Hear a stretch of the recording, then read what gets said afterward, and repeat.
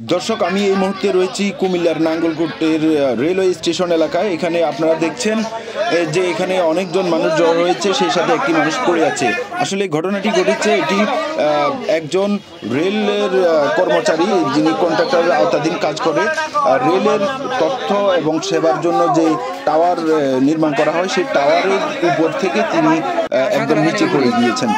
এমন অবস্থায় স্থানীয়রা তাকে ধরে প্রাথমিকভাবে হসপিটালে নেওয়ার চেষ্টা করছেন। আমরা দেখছি এই যে পাইপগুলো দেখছেন, এগুলো সবচেয়ে নিম্নমানের পাইপ দিয়ে রেলের কাজ করছে। এর আগে কিন্তু রেলের এত নিম্নমানের কাজ কেউ আমরা লক্ষ্য করিনি। এই ঘটনাটি আসলে অত্যন্ত দুঃখজনক। এই লোকটিকে আমরা এখনো তার ঠিকানা পরিচয় জানতে পারিনি, যেহেতু তিনি অসুস্থ।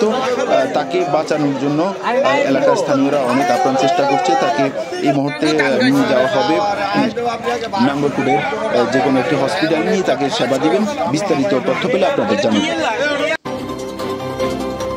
বর্তমান টিভি।